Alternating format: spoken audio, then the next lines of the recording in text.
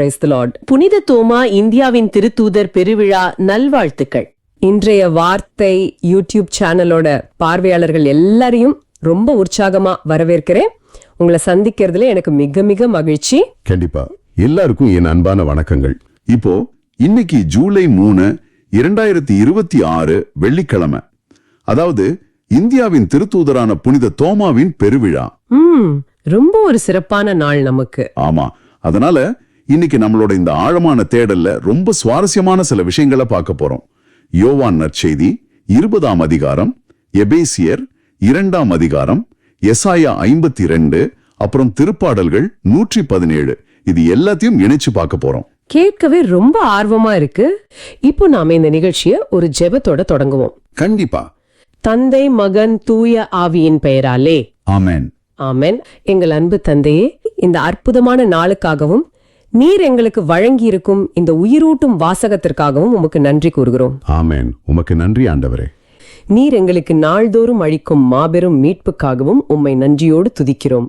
இன்றைய வார்த்தை YouTube channel வழியாக எங்களை இணைத்ததற்காக நன்றி. ஆமா ஆண்டவரே. இந்த இன்றைய வார்த்தை யூடியூப் சேனல்ல இணைந்திருக்கும் ஒவ்வொரு பார்வையாளர்களுக்காகவும் நாங்கள் ஜெபிக்கிறோம். இந்த வாசகத்தின் வழியாக வெளிச்சம் கிடைக்க வேண்டும் என்று மன்றாடுகிறோம். ஆமா ஆண்டவரே, அவர்களுக்கு மொழியை தாரும். ஆண்டரே, அவர்களை பார்த்து அவர்கள் மேல் இரக்கமாயிரும்.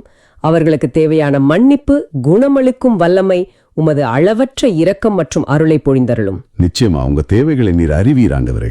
அவர்கள் வாழ்வில் உள்ள இருளை அகற்றி உமது நம்பிக்கையின் ஒளியை ஏற்றுவீராக. குறிப்பாக சந்தேகங்களோடு போராடும் விசுவாசிகள் தங்கள் விசுவாசத்தில் உறுதி பெறவும், திருச்சபையும் சமூகங்களும் கடவுளின் உறைவிடமாக ஒன்றிணைந்து வாழவும் மறைப்பணியாளர்கள், நற்செய்தியாளர்கள் மற்றும் திருப்பணியாளர்கள் நற்செய்தியை மகிழ்ச்சியோடும் தைரியத்தோடும் அறிவிக்கவும், அனைத்து தேசங்களும் மக்களும் கடவுளின் மாறாத அன்பை போற்றவும், ஒடுக்கப்பட்டோரும் துன்பப்படுவோரும் அமைதி மற்றும் மீட்பின் நற்செய்தியை கேட்டு அதை ஏற்றுக்கொள்ளவும், எங்கள் சொந்த பணிக்காக எங்கள் பாடல்களும் போதனைகளும் மற்றவர்கள் சந்தேகத்தை வெல்லவும், ஒற்றுமையுடன் வாழவும், கடவுளின் அன்பை அனைத்து படைப்புகளுக்கும் அறிவிக்கவும் உதவ வேண்டும் என்று ஜெபிக்கிறோம். மற்றும் எங்களிடம் ஜெபத் தேவைகளை சொன்ன அனைவருக்காகவும் அவர்களின் நல்ல நோக்கத்திற்கான மன்றாட்டுக்கள் அனைத்தும் விரைவில் நிறைவேறும்படியாகவும் ஜெபிக்கிறோம். இந்த மன்றாட்டுகள் அனைத்தையும் எங்கள் சகோதரரும் ஆண்டவருமான இயேசு கிறிஸ்துவின் பேரில் திருமுன் வைக்கிறோம், எங்கள் அன்பு தந்தையே. ஆமென். உங்களது ஜெபத் தேவைகளை கமெண்டிலோ அல்லது எங்களின் வாட்ஸ்அப்பிலோ தெரிவியுங்கள். நாங்களும் எங்களது தனிப்பட்ட ஜெபத்திலும் ஜெபிக்கிறோம். இந்த நிகழ்ச்சியை மேம்படுத்த உங்களது மேலான கருத்துக்களை எங்களுக்கு தெரிவியுங்கள். நன்றி. முதலில் இன்றைய வாசகங்களுக்கு செவி கொடுப்போம். கண்டிப்பா. முதல் வாசகம். மண்ணுலகின் எல்லைகள் யாவும் நம் கடவுள் அளிக்கும் மீட்பை காணும். இறைவாக்கினர் எசாயா நூலிலிருந்து வாசகம். அதிகாரம் 52, இறைவாக்கியங்கள் 7 முதல் 10. நற்செய்தியை அறிவிக்கவும், நல்வாழ்வை பலப்படுத்தவும், நலம் தரும் செய்தியை உரைக்கவும், விடுதலையை பறைசாற்றவும், சீயோனை நோக்கி உன் கடவுள் அரசாளுகின்றார் என்று கூறவும் வருவோனின் பாதங்கள் மலைகள் மேல் எத்துணை அழகாயிருக்கின்றன. இதோ உன் சாமக்காவலர் குரல் எழுப்புகின்றனர். அவர்கள் அக்களித்து ஒருங்கே ஆரவாரம் செய்கின்றனர். ஆண்டவர் சீயோனுக்கு திரும்பி வருவதை அவர்கள் தம் கண்களாலேயே காண்பர். எருசலேமின் பாழ் இடங்களே, ஒருங்கே ஆர்ப்பரித்து பாடுங்கள். ஆண்டவர் தம் மக்களுக்கு ஆறுதல் அளித்துள்ளார். எருசலேமுக்கு மீட்பு வழங்கியுள்ளார். பிற இனத்தார் அனைவரின் கண்களும் காண ஆண்டவர் தம் தூய புயத்தினை திறந்து காட்டியுள்ளார். மண்ணுலகின் எல்லைகள் யாவும் நம் கடவுள் அளிக்கும் மீட்பை காணும். இது ஆண்டவர் வழங்கும் அருள்வாக்கு. இறைவா, உமக்கு நன்றி. பதிலுரை பாடல். திருப்பாடல்கள் 117. பாடல் வரிகள் 1, 2. பல்லவி. மார்க்கு 16, 15. உலகெங்கும் சென்று படைப்பிற்கெல்லாம் நற்செய்தியை பறைசாற்றுங்கள். பிற இனத்தாரே, நீங்கள் அனைவரும் ஆண்டவரை போற்றுங்கள். மக்கள் இனத்தாரே, நீங்கள் அனைவரும் அவரை புகழுங்கள். ஏனெனில் ஆண்டவர் நமக்கு காட்டும் மாறாத அன்பு மிகப் பெரியது. அவரது உண்மை என்றென்றும் நிலைத்துள்ளது. 2ஆம் வாசகம். திருத்தூதர்களை அடித்தளமாக கொண்டு அமைக்கப்பட்ட கட்டடமாயிருக்கிறீர்கள். திருத்தூதர் பவுல் எபேசியருக்கு எழுதிய திருமுகத்திலிருந்து வாசகம். அதிகாரம் 2, இறைவாக்கியங்கள் 19 முதல் 22. சகோதரர் சகோதரிகளே, இனி நீங்கள் அந்நியர் அல்ல, வேற்று நாட்டினரும் அல்ல, இறைமக்கள் சமுதாயத்தின் உடன் குடிமக்கள், கடவுளின் குடும்பத்தைச் சேர்ந்தவர்கள். திருத்தூதர்கள், இறைவாக்கினர்கள் ஆகியோர்களை அடித்தளமாகவும் கிறிஸ்து இயேசுவையே மூளைக்கல்லாகவும் கொண்டு அமைக்கப்பட்ட கட்டடமாயிருக்கிறீர்கள். கிறிஸ்துவின் உறவில் கட்டடம் முழுவதும் இசைவாக பொருந்தி ஆண்டவருக்கென்று தூய கோவிலாக வளர்ச்சி பெறுகிறது. நீங்களும் அவரோடு இணைந்து தூய ஆவி வழியாக கடவுளின் உறைவிடமாக கட்டப்பட்டு வருகிறீர்கள். இது ஆண்டவர் வழங்கும் அருள்வாக்கு. இறைவா, உமக்கு நன்றி. நற்செய்திக்கு முன் வாழ்த்தொலி. நீ என்னை கண்டதால் நம்பினாய், காணாமலே நம்புவோர் பேறு பெற்றோர். நற்செய்தி வாசகம். நீரே என் ஆண்டவர், நீரே என் கடவுள். யோவான் எழுதிய தூய நற்செய்தியிலிருந்து வாசகம். அதிகாரம் 20, இறைவாக்கியங்கள் 24 முதல் 29. 12 ஒருவரான திதிமு என்னும் தோமா இயேசு வந்தபோது அவர்களோடு இல்லை. மற்ற சீடர்கள் அவரிடம், ஆண்டவரை கண்டோம் என்றார்கள். தோமா அவரிடம், அவருடைய கைகளில் ஆணிகளால் ஏற்பட்ட தழும்பை பார்த்து, அதில் என் விரலை விட்டு அவர் விலாவில் என் கையை இட்டாலன்றி நான் நம்ப மாட்டேன் என்றார். 8 நாள்களுக்குப் பின் அவருடைய சீடர்கள் மீண்டும் உள்ளே கூடியிருந்தார்கள். அன்று தோமாவும் அவர்களோடு இருந்தார். கதவுகள் பூட்டப்பட்டிருந்தும் இயேசு உள்ளே வந்து அவர்கள் நடுவில் நின்று, உங்களுக்கு அமைதி உரித்தாகுக என்று வாழ்த்தினார். பின்னர் அவர் தோமாவிடம், இதோ என் கைகள், இங்கே உன் விரலை இடு, உன் கையை நீட்டி என் விலாவில் இடு, ஐயம் தவிர்த்து நம்பிக்கை கொள் என்றார். தோமா அவரை பார்த்து, நீரே என் ஆண்டவர், நீரே என் கடவுள் என்றார். இயேசு அவரிடம், நீ என்னை கண்டதால் நம்பினாய், காணாமலே நம்புவோர் பேறு பெற்றோர் என்றார். இது கிறிஸ்து வழங்கும் நற்செய்தி. கிறிஸ்துவே, உமக்கு புகழ். இது ஆரம்பிக்கிறதுக்கு முன்னாடி உங்களை எல்லாம் பார்த்து ஒரு சின்ன ஸ்டோரி சொல்ல ஆசைப்படுறேன். அதாவது, நீங்க இருள் சூழ்ந்த சுத்தமா நம்பிக்கையே இல்லாத ஒரு ஆழமான பள்ளத்தாக்குல சிக்கிட்டு இருக்கீங்கன்னு கற்பனை செஞ்சுக்கோங்க. பல வருஷமா அங்கேயே இருக்கீங்க. உங்களை சுத்தி எதிரிகள் வேற. அவ்வளவுதான், இனி மீளவே முடியாது அப்படிங்கிற ஒரு விரக்தி உங்களை முழுமையா ஆட்கொண்டுருச்சு. ஒரு பயங்கரமான சூழ்நிலை அது. ஆமா. அப்போ தூரத்துல உள்ள ஒரு செங்குத்தான கரடு முரடான மலையோட உச்சியில ஒரு மனுஷன் ஓடி வர்றதை நீங்க பாக்குறீங்க. அவனோட பயணம் பாத்தீங்கன்னா அவ்வளவு கடினமானது. கண்டிப்பா அந்த மழைப்பாதை ரொம்ப கரடு முரடா இருந்திருக்கும். எக்ஸாக்ட்லி. அவன் கால்கள் எல்லாம் காயப்பட்டு ரத்தம் கசிஞ்சுக்கிட்டு இருக்கு. பாறைகள்ல அடிபட்டு அவனோட பாதங்கள் சுத்தமா செதஞ்சு போயிருக்கு. ஆனா அவன் முகத்துல ஒரு சந்தோஷம் இருக்கு இல்லையா? அதான், பெரிய புன்னகையோட அவன் மலை உச்சியிலிருந்து, நீங்க மீட்கப்பட்டுட்டீங்க, உங்களுக்கான உதவி வந்துருச்சு அப்படின்னு ஒரு மகிழ்ச்சியான செய்தியை உங்ககிட்ட கத்தி சொல்றான். வாவ்! அந்த இருள்ல பல வருஷமா அடைபட்டு கிடந்த உங்களுக்கு அந்த செய்தி எவ்வளவு பெரிய ரிலீஃப். ஆமா, அந்த தூதனோட ரத்தம் கசிஞ்ச காயப்பட்ட கால்கள் கூட அந்த நொடியில உலகத்திலே மிக அழகான ஒரு காரியமா உங்களுக்கு தெரிஞ்சிருக்கும் இல்லையா? இந்த ஒரு ஸ்டோரியோட தான் நம்ம இன்னைக்கு வாசகங்களுக்குள்ள போக போறோம். அந்த ஸ்டோரி உண்மையிலே ஒரு மிக சிறந்த தொடக்கம். ஏன்னா இன்றைய முதல் வாசகமான எசாயா வாசகத்தோட மைய கருத்தே அந்த உளவியல் ரீதியான போராட்டம் தான். எசாயா 52வது அதிகாரம், ரைட்? ஆமா, எசாயா 52 வசனங்கள் 7-10 வரைக்கும். அந்த வரலாற்று பின்னணியை நாம கொஞ்சம் ஆழமா பார்க்கணும். இஸ்ரேல் மக்கள் பாபிலோனிய அடிமைத்தனத்துல இருந்த அந்த இருண்ட காலத்தை கொஞ்சம் நினைச்சு பாருங்க. ரொம்ப கஷ்டமான காலம் அது. ஆமா, அவங்களோட அடையாளமான எருசலேம் நகரம் முற்றிலுமா பாழடைந்து கிடந்தது. மக்கள் தங்கள் வீடுகளை, தங்கள் உறவுகளை, எல்லாத்துக்கும் மேல தங்கள் தேவாலயத்தை இழந்து அந்நிய தேசத்துல அடிமைகளா தவிச்சாங்க. அந்த உணர்வு எவ்வளவு கொடுமையானதா இருந்திருக்கும். நம்முடைய ஆண்டவர் நம்மை கைவிட்டு விட்டாரோ, நம்முடைய அடையாளமே அழிந்து விட்டதே அப்படின்னு பல வருஷமா அவங்க ஏங்கி தவிச்சிருப்பாங்க இல்லையா? உண்மைதான். பல தசாப்தங்களா அந்த ஏக்கம் அவங்க கிட்ட இருந்தது. அப்படிப்பட்ட ஒரு விரக்தியின் உச்சத்துல தான் ஒரு தூதுவனின் வருகையை எசாயா விவரிக்கிறார். அந்த தூதுவன் கொண்டு வரும் செய்தி என்னன்னா, உன் கடவுள் அரசாளுகின்றார் அப்படிங்கிற ஒரு விடுதலையின் செய்தி. ஒரு நிமிஷம், இதை நம்ம கொஞ்சம் விரிவாக பார்ப்போம். நேயர்கள் மனசுல இப்போ ஒரு கேள்வி வரலாம். கடவுள் அரசாளுகின்றார் அப்படின்னு இந்த தூதுவன் சொல்றான். ஆனா கடவுள் நிஜமாவே அரசாண்டிருந்தா ஏன் அவங்க பாபிலோன்ல அடிமைகளா சீரழியணும்? அவங்களை ஏன் அந்த நிலைக்கு ஆண்டவர் அனுமதித்தார்? இப்படி ஒரு முரண்பாடு தோணுது இல்லையா?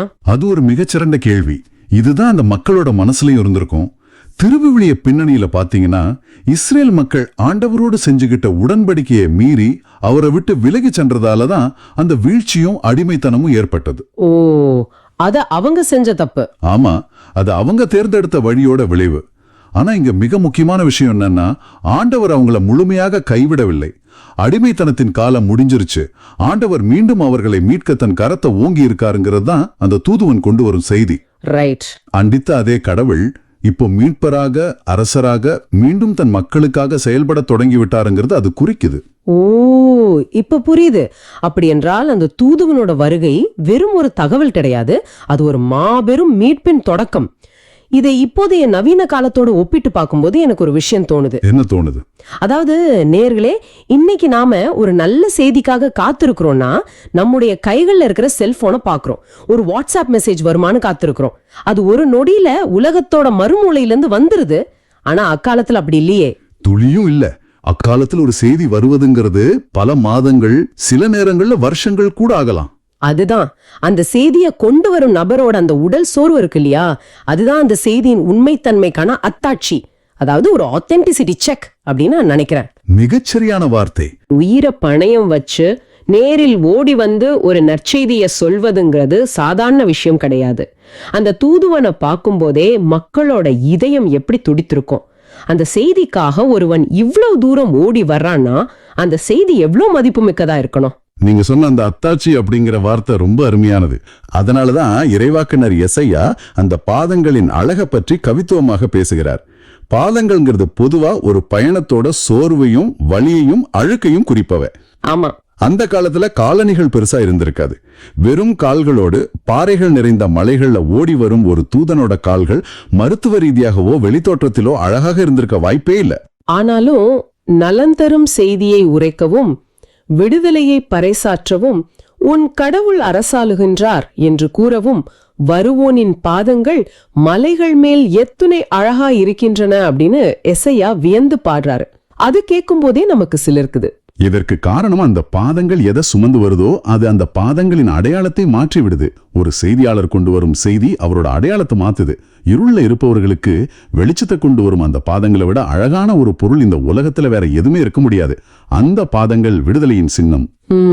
அந்த நற்செய்தியை கொண்டு வரும் பயணம் ஒரு புறம் இருக்க, அந்த செய்தியை முதலில் கேட்பவர்கள் யார் என்பதும் இங்கே ரொம்ப சுவாரஸ்யமான. ஆமா, 8ஆம் வசனத்துல வருது. எக்ஸாக்ட்லி. உன் சாமக்காவலர் குரல் எழுப்புகின்றனர், அவர்கள் அக்களித்து ஒருங்கே ஆரவாரம் செய்கின்றனர் அப்படின்னு எசையா கூறுறார். காவலர்கள் ஆரவாரம் செய்கிறார்கள். பொதுவா காவலர்கள் எதற்கு பேர் போலவங்க? சாமக் காவலர்கள் என்பவர்கள் இரவும் பகலும் மதில்கள் மேல விழித்திருந்து எதிரிகள் வர்றாங்களா, ஆபத்து வருதா அப்படின்னு பார்த்து எச்சரிக்கை குரல் எழுப்புபவர்கள். அவங்க குரல் எழுப்பினாலே ஐயோ ஏதோ ஆபத்து வந்துருச்சு அப்படின்னு மக்கள் பயந்து நடுங்குவாங்க. அப்படியானால் எப்பவுமே பயத்தின் செய்தியை கொடுக்கும் அதே காவலர்கள் இன்னைக்கு மகிழ்ச்சியால் ஆரவாரம் செய்றாங்க. இது எவ்வளவு பெரிய மாற்றம்!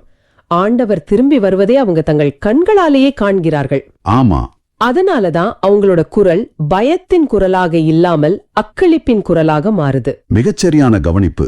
அழிவை பார்த்து பழகிய கண்களும் எச்சரிக்கை குரல் கொடுத்து பழகிய தொண்டைகளும் இன்னைக்கு மீட்பை பார்த்து ஆனந்த கண்ணீர் விடுகின்றன. ரைட். நேர்களே, இதை நீங்களும் கொஞ்சம் உங்க வாழ்க்கையோடு பொருத்தி பாருங்க. இதன் முழு அர்த்தம் என்ன?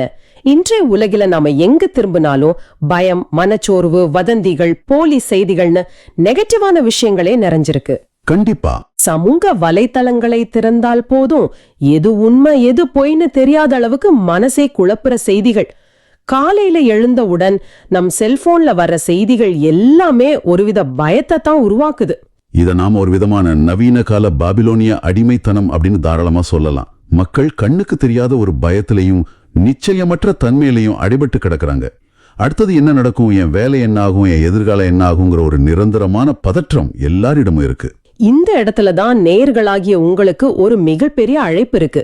இப்படிப்பட்ட ஒரு சூழல்ல நீங்க எப்படி உங்கள் குடும்பத்திற்கும் நண்பர்களுக்கும் உடன் வேலை செய்பவர்களுக்கும் நம்பிக்கையின் செய்தியை கொண்டு செல்லும் அழகான பாதைகளாக மாற முடியும்? நீங்க கொண்டு செல்லும் செய்தி என்னவா இருக்கு? மத்தவங்களை பயமுறுத்தும் செய்தியா, அல்லது ஆண்டவர் நம்மோடு இருக்கிறார், கவலைப்படாதே அப்படின்னு ஆறுதல் தரும் செய்தியா? இது ஒவ்வொரு நாளும் நாம நமக்குள் கேட்டுக்க வேண்டிய கேள்வி. நாம் தான் இன்றைய தூதுவர்கள்.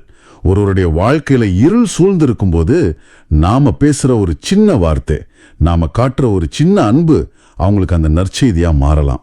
ஆமா, நம்முடைய பாதங்கள் அவர்களை நோக்கி நடக்கும்போது அவை ஆண்டவரின் பாதங்களாக மாறுது. ஒருவருடைய கண்ணீரை துடைக்க நாம எடுத்து வைக்கிற ஒவ்வொரு அடியும் எசாயா குறிப்பிடும் அந்த அழகான பாதங்கள் தான். மிகவும் ஆழமான உண்மை இது. இதே சிந்தனையை தொடர்ந்து பார்க்கும்போது எசாயா அடுத்து கூறுறாரு, எருசலேமின் பாழிடங்களே ஒருங்கே ஆர்ப்பரித்து பாடுங்கள், ஆண்டவர் தம் மக்களுக்கு ஆறுதல் அளித்துள்ளார். இங்கே பாழிடங்கள் அப்படின்னு எருசலேமின் உடைந்த சுவர்களை பற்றி கூறப்பட்டாலும் இதை நான் வேறொரு கோணத்துல பாக்குறேன். என்ன கோணத்துல பாக்குறீங்க? அதாவது பாழடைந்த இடங்கள்னா அது வெறும் பழைய செங்கற்களும் மண்ணும் மட்டும் கிடையாது. நம் ஒவ்வொரு வாழ்விலும் ஏதாவது ஒரு பாழிடம் இருக்கும்னு நினைக்கிறேன். ஒருவேளை அது பல வருஷமா பேசாம இருக்கும் ஒரு உடைந்த உறவாக இருக்கலாம். உண்மைதான். அல்லது எவ்வளவு முயன்றும் முன்னேற முடியாத தோல்வி அடைந்த ஒரு தொழிலாக இருக்கலாம். சிலருக்கு தீராத நோய்களோ மனச்சோர்வோ அவங்க வாழ்க்கையை பாழாக்கி இருக்கலாம். நாமே கண்ணாடியில நம்மளை பார்த்து என் வாழ்க்கை பாழடைந்து விட்டதே, இதுக்கு மேல எனக்கு ஒரு விடிவு காலமே இல்லையா அப்படின்னு நினைக்கும் நேரங்கள் கட்டாயம் உண்டு. மிக அருமையான ஒரு ஒப்பீடு. அந்த நேரத்துல தான் ஆண்டவர் எப்படி ஆறுதல் தருகிறார் அப்படிங்கிறத இந்த வாசகம் மிக அழகாக காட்டுது. ஆண்டவரின் ஆறுதல் அப்படிங்கிறது எல்லாம் சரியாகிவிடும் அப்படின்னு சொல்ற வெறும் தற்காலிகமான ஒரு ஆறுதல் வார்த்தை இல்ல, அது ஒரு முழுமையான மீட்பு. ரைட், முழுமையான மீட்பு. அவர் பானிடங்களை மீண்டும் கட்டி எழுப்புபவர். அந்த நம்பிக்கையை தான் எசாயா இங்கு விதைக்கிறார். எருசலேமுக்கு மட்டும் இல்ல, பாழடைந்து கிடக்கும் ஒவ்வொரு மனித உள்ளத்திற்கும் இந்த மீட்பு உரியது. உடைந்ததை மீண்டும் உருவாக்குவதில் ஆண்டவர் வல்லவர். அப்படி உடைந்ததை உருவாக்கும் அந்த மீட்பு வெறும் இஸ்ரேல் மக்களுக்கு மட்டுமானா? இங்கே ஒரு சுவாரஸ்யம் இருக்கு. அதோட எல்லை விரியுது. பிறையினத்தார் அனைவரின் கண்களும் காண ஆண்டவர் தம் தூய புயத்தினை திறந்து காட்டியுள்ளார்.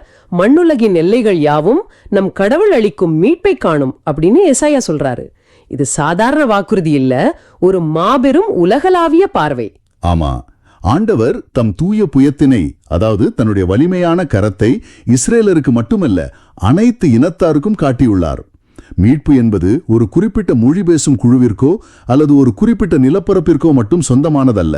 கண்டிப்பா இல்ல, அது உலகளாவியது. மண்ணுலகின் எல்லைகள் யாவும் அப்படின்னு எசாயா பல நூறு ஆண்டுகளுக்கு முன்பே உரைத்தது வரவிருக்கும் காலத்துல நற்செய்தி எப்படி உலகம் முழுவதும் பரவப்போகுது என்பதற்கான ஒரு மாபெரும் திறப்பு. இங்கேதான் விஷயம் ரொம்ப சுவாரஸ்யமா இருக்கு. இங்கேதான் நாம இன்றைய நாளின் மைய கருத்துக்கு வரோம். எசாயா உரைத்த இந்த உலகளாவிய மீட்பின் செய்தி, மண்ணுலகின் எல்லைகள் அப்படிங்கிற அந்த வார்த்தை இன்றைய நாளின் பெருவிழாவோடு எப்படி நேரடியாக இணையுதுன்னு பாருங்க. எங்கே எருசலேம், எங்கே இந்தியா? இஸ்ரேலில் சொல்லப்பட்ட அந்த நற்செய்தி மண்ணுலகின் எல்லையான நம் இந்தியாவிற்குள் பல ஆயிரம் மைல்களை கடந்து எப்படி நுழைந்தது? அது ஒரு மனிதரோட பாதங்கள் வழியாக தான் நடந்தது. புனித தோமா அப்படிங்கிற அந்த மாபெரும் திருத்துதரின் பாதங்கள். அதை நினைக்கும் போதே பிரமிப்பா இருக்கு. அவர் ஒரு காலத்துல சந்தேகித்தவர் தான். மற்ற சீடர்கள் சொன்னபோது, நான் அவர் காயங்களில் என் விரலை விட்டாலொழிய நம்ப மாட்டேன் அப்படின்னு பிடிவாதம் பிடித்தவர் தான். ஆனா உயிர்த்த ஆண்டவரை தொட்ட உடனே என் ஆண்டவரே, என் தேவனே அப்படின்னு விசுவாசத்தின் உச்சத்திற்கு சென்றார். ஆமா, அந்த ஒரு அனுபவம் அவரை எப்படி மாற்றியது? அவர் சும்மா இருக்கவில்லை. அவர் மேற்கொண்ட அந்த பயணத்தை கொஞ்சம் சிந்தித்து பாருங்க.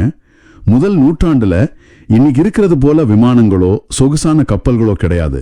பல மாதங்கள் கடல்ல ஆபத்தான பயணம், வழியில கொள்ளையர்கள், நோய்கள் என அனைத்தையும் தாண்டி ஒரு மொழி தெரியாத, கலாச்சாரம் முற்றிலும் மாறுபட்ட ஒரு தேசத்துக்கு நம் இந்தியாவிற்கு நற்செய்தியை சுமந்து வந்தார். அவர் எதற்காக இவ்ளோ கஷ்டப்படணும்? அவருக்கு தெரிந்த மொழியிலேயே, அவருக்கு தெரிந்த ஊரிலேயே அவர் நற்செய்தியை சொல்லியிருக்கலாமே.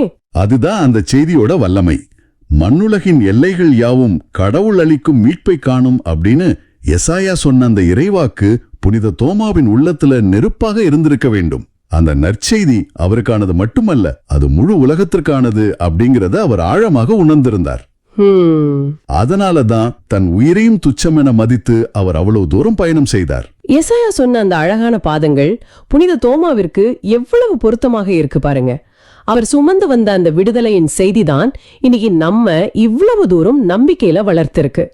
அவர் சிந்திய வேர்வையும் இரத்தமும், இறுதியாக அவர் செய்த தியாகமும் அவரோட பாதங்களை எத்துணை அழகாக மாற்றியிருக்கு. நிச்சயமா இந்தியாவுக்கு நற்செய்தியை கொண்டு வந்த அந்த பாதங்கள் உண்மையிலேயே உலகின் மிக அழகான பாதங்கள் தான். இஸ்ராயேல்ல சொல்லப்பட்ட செய்தி புனித தோமாவின் பாதங்கள் வழியாக கேரளா மற்றும் தமிழக கடற்கரைகளை வந்தடைந்த போது எசாயாவின் அந்த இறைவாக்கு முழுமையாக நிறைவேறியது. அந்த தூதுவனின் ஓட்டம் புனித தோமா வழியாக தொடர்ந்தது. இது வரலாற்றுல நடந்து முடிந்த ஒரு அற்புதமான நிகழ்வு. ஆனா இத நம்ம ஒரு கடந்த கால நிகழ்வாக மட்டும் பார்த்துட்டு கடந்து சென்று விட முடியாது இல்லையா? இது நமக்கு இன்னைக்கு என்ன சொல்லுது? மிக முக்கியமான கட்டத்துக்கு வந்திருக்கிறோம்.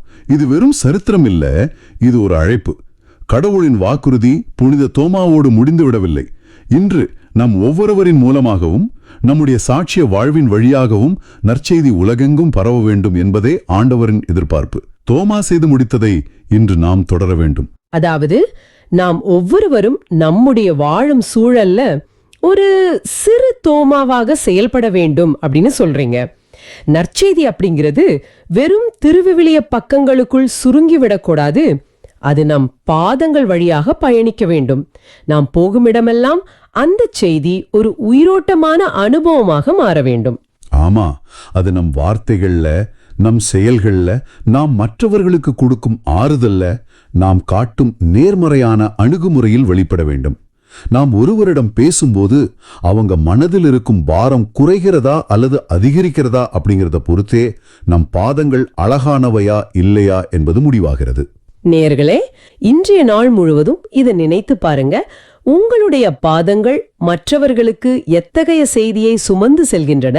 உங்கள் வார்த்தைகள் மற்றவர்களுக்கு ஆறுதலை தருகின்றனவா அல்லது கவலையை தருகின்றனவா?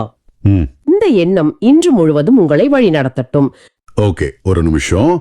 இங்க நான் உங்ககிட்ட ஒரு நடைமுறை பிரச்சனையை கேட்க விரும்புறேன். அந்த காலத்துல அவங்க மலைகளை தாண்டி செய்திகளை கொண்டு வந்தாங்க. அதனால அவங்க பாதங்கள் காயப்பட்டு அழகா இருந்துச்சு. ரைட். ஆனா இப்போ 2026ல நாம வாழ்ற இந்த நவீன டிஜிட்டல் காலத்துல நாம செய்திகளை விரல் நுனியில பகிர்கிறோம்.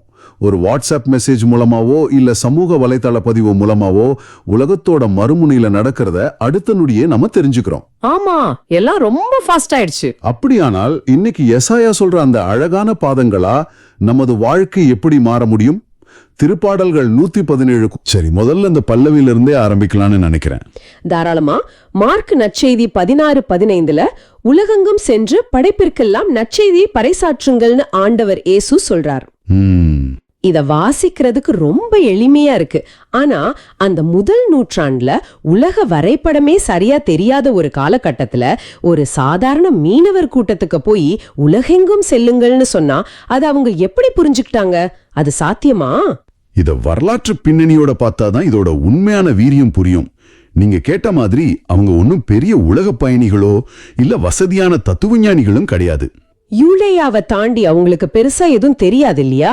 ஆமா, குறிப்பா நாம இன்னைக்கு கொண்டாடுற புனித தோமா இயேசுவின் இந்த ஒற்றை கட்டளையை ஏற்றுக்கொண்டு அப்போதைய அறியப்பட்ட உலகத்தின் எல்லைக்கு, அதாவது இந்தியாவுக்கு பயணம் செஞ்சார். அவர் ஏன் ரோம் நோக்கியோ இல்ல எகிப்து நோக்கியோ போகாம கடல் கடந்த இந்தியாவுக்கு வரணும்? அந்த பயணம் எந்த அளவுக்கு சவாலா இருந்திருக்கும்? அது ஒரு மிக நீண்ட ஆபத்தான பயணம். அந்த முதல் நூற்றாண்டுல பாத்தீங்கன்னா ரோமானிய பேரரசுக்கும் தென்னிந்தியாவுக்கும், குறிப்பா கேரளாவில் இருக்கிற முசிறி துறைமுகத்துக்கும் இடையில பெரிய அளவுல மிளகு வியாபாரம் நடந்துட்டு இருந்துச்சு. ஓ, அந்த ஸ்பைசஸ் வியாபாரம். ஆமா, பருவமழை காற்றை, அதாவது மான்சூன் காற்றை பயன்படுத்தி செங்கடல்ல இருந்து இந்தியாவுக்கு எப்படி பயணம் செய்யறதுன்னு ரோமானிய கடலோடிகள் கண்டுபிடிச்சிருந்தாங்க. வியாபாரிகள் தங்களோட லாபத்துக்காக தங்கத்துக்காக அந்த ஆபத்தான பயணத்தை செஞ்சாங்க. சரி. ஆனா தோமா எந்த ஒரு உலகளாவிய லாபத்துக்காகவும் இங்க வரல. அவருக்கு தமிழ் தெரியாது, மலையாளத்தோட ஆதிமொழி தெரியாது, எந்த ஒரு நவீன மொழிபெயர்ப்பாளரும் அன்னைக்கு கிடையாது. அப்போ வியாபாரிகள் செல்வத்தை தேடி வந்தாங்க. ஆனா தோமா தன்னிடம் இருந்த ஒரு மிகப்பெரிய செல்வத்தை, அதாவது நற்செய்தியை கொடுக்க வந்தார். ரொம்ப சரியா சொன்னீங்க. ஒரு யூதராக தன்னுடைய எல்லா பாதுகாப்புகளையும் விட்டுட்டு அந்த இருண்ட குகைக்குள்ள திரும்ப போற ஒரு மனிதனை போல முற்றிலும் புதிய ஒரு தேசத்துக்கு அவர் வந்ததுக்கு காரணம் அவர் கண்ட அந்த உயிர்த்த ஆண்டவர் அப்படிங்கிற உண்மை மட்டும்தான். அது மட்டும் இல்ல, இங்க இன்னொரு முக்கியமான கேள்வி எழும்பணும். என்ன கேள்வி? ஒரு யூதரான தோமாவுக்கு தன்னுடைய நற்செய்தி இஸ்ரேல் மக்களுக்கு மட்டும்தான் சொந்தம்னு நினைக்க தோன்றலையா? ஏன்னா பல நூற்றாண்டுகளா இஸ்ரேல் மக்கள் ஆண்டவர் தங்களை மட்டும்தான் தேர்ந்தெடுத்திருக்கார், தாங்க மட்டும்தான் ஒரு பிரத்யேகமான குலம் அப்படிங்கிற ஒரு உறுதியான எண்ணத்துல இருந்தாங்க. ஆமா, நாங்க தான் ஸ்பெஷல்னு நினைச்சாங்க. கரெக்ட். அதை தாண்டி பிற இனத்தாருக்கு இந்த நற்செய்தியை கொண்டு போகணுங்கிற அந்த மனமாற்றம் எப்படி நடந்துச்சு? நேர்களே, இது ரொம்ப முக்கியமான புள்ளி. ஏன்னா இஸ்ரேல் மக்களை தேர்ந்தெடுத்ததே ஆண்டவர் தானே. பழைய ஏற்பாட்டுல அவங்களுக்குன்னு தனி சட்டங்கள், தனி வாழ்முறைன்னு எல்லாத்தையும் ஆண்டவரே கொடுத்து அவங்கள மத்தவங்க கிட்ட இருந்து தனிமைப்படுத்தினாரே. அப்போ இது அவங்க தங்களை ஒரு எக்ஸ்க்ளூசிவ் கிளப் மாதிரி நினைச்சுக்கிட்டதுக்கு ஆண்டவர் தானே காரணம். நீங்க முன்வைக்கிற இந்த வாதம் ரொம்ப நியாயமானது. ஆனா ஆண்டவர் அவங்கள தேர்ந்தெடுத்ததுக்கான நோக்கத்தை நம்ம சரியா புரிஞ்சுக்கணும். அதாவது அவங்க மட்டும் விஐபி கிடையாதுன்னு சொல்றீங்களா? ஆமா, அவங்கள மத்த மக்களிடமிருந்து தனிமைப்படுத்தியது அவங்கள ஒரு உயர்ந்த ஜாதியாவோ ஒரு விஐபி கிளப் மாதிரியோ வச்சுக்கிறதுக்காக கிடையாது. சுற்றி இருந்த தேசங்களுடைய தவறான பழக்க வழக்கங்கள் அவங்கள பாதிக்க கூடாதுங்கிற ஒரு பாதுகாப்புக்காகவும், அதே சமயம் இஸ்ரேல் மக்கள் உலகத்துக்கு ஒரு வெளிச்சமாக இருக்கணுங்கிறதுக்காகவும் தான் ஆண்டவர் அவங்கள உருவாக்குனார். ஓஹோ, அந்த வெளிச்சத்தை பார்த்து மத்தவங்க வரணும்னு. கண்டிப்பா அவங்க வழியாக எல்லா மக்களையும் தன் பக்கம் ஈர்க்கணுங்கிறது தான் ஆண்டவருடைய திட்டம். ஆனா இஸ்ரேல் மக்கள் காலப்போக்கில் அந்த பொறுப்பை மறந்துட்டு நாங்க மட்டும்தான் தூய்மையானவங்கன்னு ஒரு சுவரை எழுப்பிட்டாங்க. அந்த சுவரை உடைக்கிற சம்மட்டி அடிதான் இன்றைய திருப்பாடல்னு நினைக்கிறேன். திருப்பாடல்கள் 117வது அதிகாரத்தோட முதல் வசனம் என்ன சொல்லுதுன்னா, இறை இனத்தாரே நீங்கள் அனைவரும் ஆண்டவரை போற்றுங்கள், மக்களினத்தாரே நீங்கள் அனைவரும் அவரை புகழுங்கள். ஆமா, இது திருவிலியத்திலேயே மிகச்சிறிய அதிகாரம். மொத்தமே 2 வசனங்கள் தான். ஆனா இதோட அதிர்வலை ரொம்ப பெருசு. ஏன்னா இது ஒரு யூத சமுதாயத்துக்குள்ள இருந்து வருது. இது ஓபன் ஃபார் ஆல்னு சொல்ற மாதிரி இருக்கு. அதோட வீரியம் உங்களுக்கு புரியணும்னா அந்த எபிரேய வார்த்தைகளை கவனிக்கணும். இந்த வசனத்துல பிற இனத்தாரே அப்படிங்கிறதுக்கு கோயும் அப்படிங்கிற வார்த்தையை பயன்படுத்துறாங்க. கோயிம்னா யூதர்கள் அல்லாத உடன்படிக்கைக்கு வெளியே இருக்கிற மற்ற தேச மக்கள். பல யூதர்களுக்கு இந்த கோயும் அப்படிங்கிறவங்க தங்களுக்கு சமமானவங்க கிடையாது. அவங்கள கொஞ்சம் தாழ்வாம பார்த்தாங்க. அப்படியா? ஆமா, அப்படிப்பட்ட ஒரு காலகட்டத்துல ஒரு திருப்பாடல் ஆசிரியர் துணிந்து நீங்களும் வாங்க ஆண்டவரை புகழுங்கன்னு அழைப்பு விடுக்கிறது அன்னைக்கு இருந்த மத தலைவர்களுக்கு ஒரு மிகப்பெரிய கலாச்சார அதிர்ச்சியா இருந்திருக்கும். இது ஆண்டவருடைய அன்பு எந்த எல்லைகளுக்குள்ளேயும் சுருங்கிடாது அப்படிங்கறத ரொம்ப ஆணித்தரமா சொல்லுது. ஒரு நிமிஷம், எல்லாரையும் உள்ளே கூப்பிட்டாச்சு. ஆனா அப்படி கூப்பிட்டா உங்களுக்கு எதை கொடுக்க போறார்? நற்செய்தியை அறிவிக்க சொல்லிட்டார், எல்லைகள் கிடையாதுன்னு சொல்லிட்டார். ஆனா அந்த நற்செய்தியோட மைய பொருள் என்ன? அதுக்கான விடைதான் அடுத்த வசனத்துல இருக்கு. ஆமா, இதற்கான விடை 2வது வசனத்துல இருக்கு. ஏனெனில் ஆண்டவர் நமக்கு காட்டும் மாறாத அன்பு மிக பெரியது, அவரது உண்மை என்றென்றும் நிலைத்துள்ளது. இந்த 2வது வசனம் தான் ஒட்டுமொத்த திருவிவிலியத்தின் சாராம்சம்னு சொல்லலாம். இங்க நாம கவனிக்க வேண்டிய 2 வார்த்தைகள் இருக்கு, மாறாத அன்பு மற்றும் உண்மை. மூலமொழியான எபிரேயத்துல மாறாத அன்புக்கு கெசெட் அப்படிங்கிற வார்த்தையை பயன்படுத்தி இருக்காங்க. இத பத்தி நாம ரொம்ப ஆழமா புரிஞ்சுக்கணும். ஏன்னா மனிதர்களோட அன்பு சூழ்நிலைக்கு ஏற்ப மாறுற உணர்ச்சி பூர்வமான அன்பு. இன்னைக்கு ஒருத்தரை பிடிக்கும், நாளைக்கு பிடிக்காது, அந்த மாதிரி.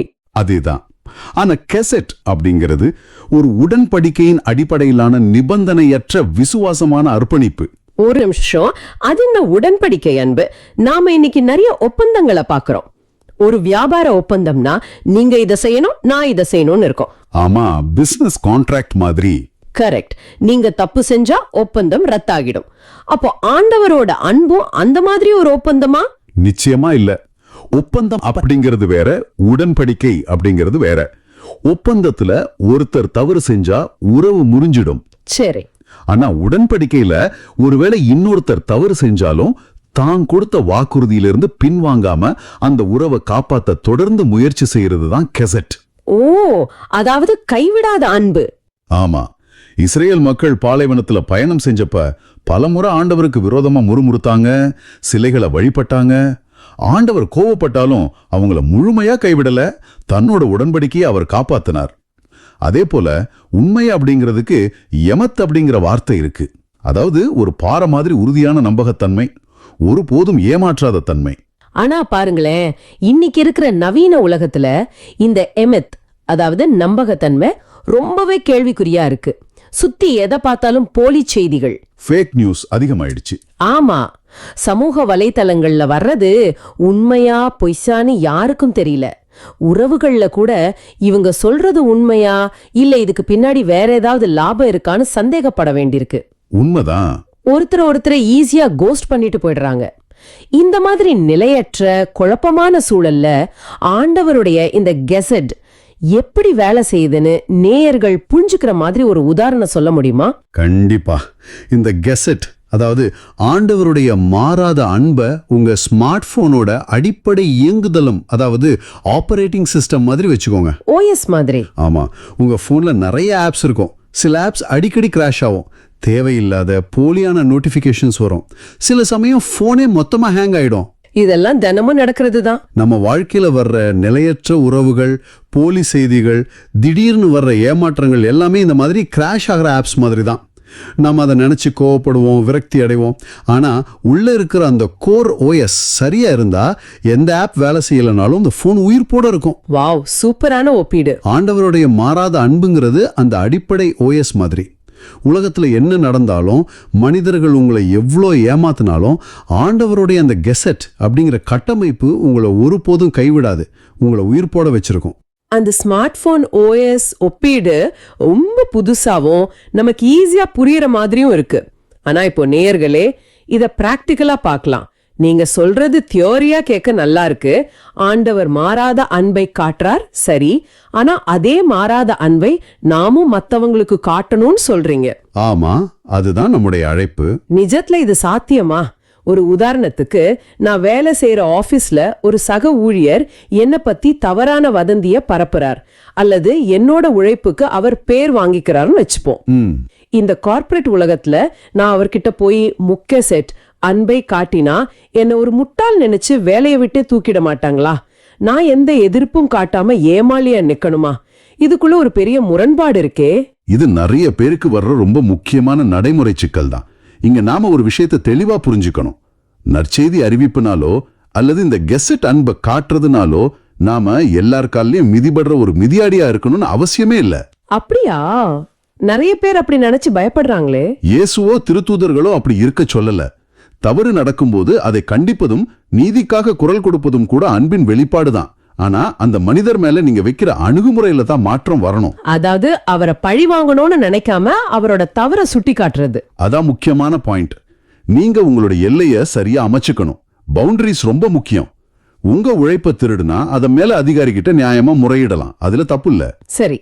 ஆனா அதே சக ஊழியர் நாளைக்கு வேற ஒரு பெரிய நெருக்கடியில மாட்டிக்கிட்டாலோ, ஒரு தனிப்பட்ட துயரத்துல இருந்தாலும் நல்லா வேணும் அனுபவிக்கட்டும்னு நாம ஒதுங்கி நிக்காம உங்களால முடிஞ்ச உதவியை செய்றீங்க பாருங்க, அதுதான் கெசட். அதாவது கஷ்டத்துல இருக்கும்போது கை கொடுக்கிறது. ஆமா, பழி வாங்கும் எண்ணம் இல்லாம அவரும் திருந்தி வாழணுங்கிற நோக்கத்தோட செயல்படுறது. அவர் உங்களை ஏமாற்றினாலும் நீங்க உங்களுடைய நேர்மையில இருந்தும் மனித நேயத்திலிருந்தும் விலகாம இருக்கிறது தான் ஆண்டவருடைய உண்மை தன்மையை பிரதிபலிக்கும் செயல். இதை கேட்கிற நேயர்கள் பல பேருக்கு இன்னொரு எண்ணம் தோணலாம். எனக்கு குடும்ப பொறுப்பு இருக்கு, கடன் அடைக்கணும், ஆபீஸ்ல 1008 பிரச்சனை இருக்கு, இதுல நான் எங்க போய் மிஷனரியா மாறுறது? தோமா மாதிரி இந்தியாவுக்கெல்லாம் என்னால பயணம் செய்ய முடியாது அப்படின்னு நினைக்கலாம். ஆமா, நிறைய பேருக்கு அந்த தயக்கம் இருக்கு. அது மட்டும் இல்லாம, நானே நிறைய தப்பு பண்றேன், என் வாழ்க்கையே முழுமையா சரியில்லை, நான் எப்படி மத்தவங்களுக்கு நற்செய்தி சொல்றது அப்படிங்கிற குற்ற உணர்ச்சியும் தடையா இருக்கலாம். இந்த மனத்தடை ரொம்ப இயல்பானது. நற்செய்தியை அறிவிக்கிறவங்க எல்லாம் எந்த குறையும் இல்லாதவங்க, வானத்திலிருந்து குதிச்சவங்கன்னு ஒரு தவறான பிம்பம் இருக்கு. ஆனா உண்மை என்னன்னா நாம எல்லாருமே ஏதோ ஒரு விதத்துல உடைந்த மனிதர்கள் தான். உண்மைதான். நற்செய்தி அறிவிப்பு அப்படிங்கிறது ஒரு பிச்சைக்காரன் இன்னொரு பிச்சைக்காரன் கிட்ட போய் எனக்கு எங்க சாப்பாடு கிடைச்சதுன்னு தெரியுமா, வா நான் உன்னை கூட்டிட்டு போறேன்னு சொல்ற மாதிரி தான். அருமையான ஒரு விளக்கம் இது. உங்க வாழ்க்கையில உங்க சுற்றத்துல நீங்க காட்டுற நம்பகத்தன்மை, ஒருத்தர் கீழே விழும்போது நீங்க நீட்டுற கை, ஒருத்தர் ஏமாற்றத்தில் இருக்கும்போது நீங்க கொடுக்கிற கொஞ்சம் நேரம், இது எல்லாமே நற்செய்தி அறிவிப்பு தான். நீங்க ஒரு நடமாடும் நற்செய்தியா மாறுறீங்க. தோமா எப்படி பல தடைகளை தாண்டி வந்து பெரிய காரியங்களை செஞ்சாரோ அதே போல நீங்க உங்க ஆபீஸ்லயும் உங்க வீட்லயும் அந்த பெரிய காரியங்களை செய்ய முடியும். ரொம்ப தெளிவா நடைமுறையில எப்படி இதை பின்பற்றலான்னு விளக்குனீங்க. அந்த இருண்ட குகையில மாட்டிக்கிட்டவங்களுக்கு வெளிச்சத்தை காட்டுறதுக்கு நாம எல்லாரும் துறவியா மாறணும்னு அவசியம் இல்ல. நம்ம அன்றாட வாழ்க்கையில நாம எடுக்கிற இந்த மாதிரி சின்ன சின்ன முடிவுகள் தான் உண்மையான நற்செய்தி அறிவிப்பு. கண்டிப்பா. நம்ம வாழ்க்கையில நாம காட்டுகிற அந்த கெசட் அன்பை பார்த்து இவங்களுக்குள்ள மட்டும் எப்படி இந்த அமைதி இருக்கு, இந்த சூழ்நிலையிலயும் இவங்க எப்படி இவ்வளவு அன்பா இருக்காங்கன்னு மத்தவங்க கேட்க ஆரம்பிக்கணும். அப்போ அந்த வெளிச்சம் அவங்களுக்கும் பரவும். நிச்சயமா பரவும். நீங்க எல்லாரும் கொஞ்ச நேரம் சிந்தித்து பார்க்க ரொம்ப ஆழமான ஒரு கேள்வியை முன்வைக்கிறேன். சொல்லுங்க. அந்த கெசெட் அப்படிங்கிற மாறாத அன்பை யூதயாலவே வச்சுக்கிட்டு தனக்கு எதுக்கு வம்புன்னு தன்னோட சௌகரியங்களை விட்டுட்டு இந்தியாவுக்கு வராம இருந்திருந்தா இன்னைக்கு நமது ஆன்மீக நிலை என்னவாக இருந்திருக்கும்? பெரிய கேள்வி இது. ஆமா, நாம் அனுபவிக்கிற இந்த விசுவாசம், இந்த வெளிச்சம் நமக்கு கிடைச்சிருக்குமா? கொஞ்சம் யோசிச்சு பாருங்க. அதே போல உங்களுக்காக கொடுக்கப்பட்ட அந்த நற்செய்திக்காக, அந்த வெளிச்சத்துக்காக உங்களுடைய சுற்றத்துல யார் அந்த இருண்ட குகைக்குள்ள வெளிச்சம் இல்லாம காத்துட்டு இருக்காங்க? உங்கள் வழியாக ஆண்டவருடைய அன்பை அறிஞ்சுக்க உங்க குடும்பத்திலேயோ நண்பர்கள் வட்டத்திலேயோ ஆபீஸ்லயோ யார் காத்திருக்காங்க? இது நீங்க விடை கண்டுபிடிக்க வேண்டிய கேள்வி. ஒரு செய்தியை கொண்டு வரவன் தன் வேலையை முடிச்சுட்டு அப்படியே போயிட மாட்டான். அவன் கொண்டு வர்ற அந்த நற்செய்தி அந்த இருள்ல இருந்த மக்கள் எல்லாம் ஒன்னா இணைச்சு ஒரு புதிய சமூகத்தை, ஒரு புதிய குடும்பத்தை உருவாக்குது. அதைத்தான் 2ஆம் வாசகத்துல நாம பாக்குறோம். அந்த புதிய சமூகம் எப்படி செயல்படணும் என்பதைத்தான் திருத்தூதர் பவுல் எபேசியர் வாசகத்துல நமக்கு விளக்குறார். அந்த காலத்து எபேசு நகரத்தோட பின்னணியை நாம கொஞ்சம் ஆழமா பார்க்கணும். ஆமா, அந்த வரலாற்று பின்னணி தெரிஞ்சாதான் நமக்கு நல்லா புரியும். பாத்தீங்கன்னா அந்த எபேசு நகரத்துல உலக புகழ் பெற்ற ஆர்டெமிஸ் அப்படிங்கிற ஒரு பிரம்மாண்டமான கல்கோவில் இருந்துச்சு. அது அந்த மக்களோட பொருளாதாரத்தையும் பெருமையும் தாங்கி நின்ன ஒரு மிகப்பெரிய அமைப்பு. ஓ, அந்த ஆர்டெமிஸ் கோவில் உலக அதிசயத்துல ஒண்ணுன்னு சொல்லுவாங்களே, அதுதானே? கரெக்ட், அதேதான். ஆனா அந்த பிரம்மாண்டமான கோவில் மனிதர்களுக்கு இடையில ஒரு பெரிய பிரிவினையை உருவாக்குச்சு. இதை விட கொடுமையான ஒரு பிரிவினை சுவர் அந்த சமுதாயத்துல இருந்துச்சு. அது என்னன்னா, யூதர்களுக்கும் யூதர் அல்லாத பிற இனத்தவர்களுக்கும் இடையிலான பிரிவினை. ஒரு நிமிஷம் இருங்க. பிரிவினைனா சும்மா ஒருத்தருக்கு ஒருத்தர் பேசிக்க மாட்டாங்க, இல்லனா சேர்ந்து சாப்பிட மாட்டாங்க, அந்த மாதிரி ஒரு சமூக இடைவெளி தானே? இல்ல, அது வெறும் சமூக இடைவெளி மட்டும் கிடையாது. அது சட்டப்பூர்வமான ஒரு பகைமை. எருசலேம் தேவாலயத்துல உண்மையாகவே ஒரு பெரிய கல் சுவர் இருந்துச்சு. யூதர்கள் அல்லாத பிற இனத்தவர்கள் அந்த சுவரை தாண்டி உள்ளே வந்தா மரண தண்டனை தான் அப்படின்னு அந்த சுவர்ல எழுதி வச்சிருந்தாங்க. ஓ மை காட், மரண தண்டனையா? ஆமா, அந்த அளவுக்கு ஒரு ஆழமான பகைமை அவங்களுக்குள்ள இருந்துச்சு. நாங்கள் கடவுளால் தேர்ந்தெடுக்கப்பட்டவர்கள், நீங்கள் தீட்டானவர்கள் அப்படிங்கிற எண்ணம் அங்கே ஆழமா இருந்துச்சு. இப்படிப்பட்ட ஒரு சூழ்நிலையில தான் பவுல் அந்த ஆர்த்தமிஸ் கோவிலை விட மேலான ஒரு உயிருள்ள கோவிலை பற்றி பேசுறாரு. அப்போ உயிரற்ற கல் சுவர் மனிதர்களை பிரிச்சு மரணத்தை கொடுத்துச்சு. ஆனா பவுல் சொல்ற இந்த உயிருள்ள கோவில்ல மனிதர்களே சுவர்களா மாறி இணைய போறாங்க. இது ரொம்ப பெரிய புரட்சி. கண்டிப்பா. அந்த அளவுக்கு ஒருவர் வெறுத்த மக்கள் எப்படி ஒன்னா இணைய முடியும்னு சொல்லும் போதுதான் அந்த 19வது வசனம் நமக்குள்ள பெரிய தாக்கத்தை ஏற்படுத்துது. அந்த வசனம் இனி நீங்கள் அந்நியர் அல்ல, வேற்று நாட்டினரும் அல்ல, கடவுளின் குடும்பத்தை சேர்ந்தவர்கள் அப்படின்னு சொல்லுது. இதுல ஆழமான அர்த்தம் இருக்கு இல்லையா? ஆமா, அந்த காலத்துல ரோமானிய பேரரசுல அந்நியர் அல்லது வேற்று நாட்டவர் அப்படிங்கிற வார்த்தைக்கு ரொம்ப கடுமையான அர்த்தம் இருந்துச்சு. அவங்களுக்கு எந்த சட்ட பாதுகாப்பும் கிடையாது. எப்ப வேணாலும் நாட்டை விட்டு துரத்தப்படலாம். எப்பவுமே ஒரு பயத்தோடவே வாழணும். ஒரு அகதி மாதிரி எந்த உரிமையும் இல்லாம வாழ்றது. அதேதான். ஆன்மீக ரீதியாகவும் பிற இனத்தவர்கள் அப்படிதான் இருந்தாங்க. கடவுளின் வாக்குறுதிகளுக்கு அவங்க அந்நியர்களா தான் இருந்தாங்க. ஆனா பவுல் சொல்றாரு, இனி நீங்கள் அப்படி இல்ல. உங்களுக்கு ஒரு புதிய அடையாளம் கிடைச்சிருச்சு. நீங்க கடவுளின் குடும்பத்தை சேர்ந்தவர்கள் அப்படின்னு சொல்றாரு. இத கேட்கும்போது ஒரு ஒப்பீடு தான் எனக்கு ஞாபகம் வருது. இது எப்படி இருக்குன்னா, பல வருஷங்களா ஒரு நாட்டுல அகதியா இருந்துட்டு திடீர்னு அந்த நாட்டோட குடியுரிமை கிடைக்கிறது மட்டும் இல்லாம நேரடியா அந்த அரச குடும்பத்திலேயே தத்தெடுக்கப்படுறது மாதிரி இருக்கு இல்லையா? மிக சரியான ஒப்பீடு. ஒரு நாட்டுல குடியுரிமை கிடைக்கிறது உங்களுக்கு சில உரிமைகளை தரும். ஆனா ஒரு குடும்பத்துல தத்தெடுக்கப்படுறது உங்களுக்கு அன்பையும் பாதுகாப்பையும் அந்த கடவுளோட குடும்பத்தோட முழுமையான உரிமையையும் தருது. ஆனா இது எப்படி இன்னைக்கு இருக்கிற ஒரு சாதாரண நேரோட வாழ்க்கையில பொருத்தி பாக்குறது? இன்னைக்கு நாம யாரும் அப்படி ரோமானிய பேரரசுல வாழலையே. அது உண்மைதான். ஆனா இன்னைக்கு நவீன காலத்திலையும் பல பேர் உள்ளுக்குள்ள ஒரு தனிமைப்படுத்தப்பட்ட அந்நியர் உணர்வோட தான் வாழ்ந்துகிட்டு இருக்காங்க. சொந்த குடும்பத்திலேயே தங்களை ஒரு அந்நியரா உணர்றவங்க இருக்காங்க. ஆமா, வேலை பார்க்குற இடத்துல கூட தகுதியற்றவர்கள் அப்படின்னு ஓரங்கட்டப்படுற மக்கள் இருக்காங்க. கரெக்ட். எனக்குன்னு யாருமே இல்ல அப்படிங்கிற அந்த நிராகரிப்பு உணர்வு ரொம்ப வலிமையானது.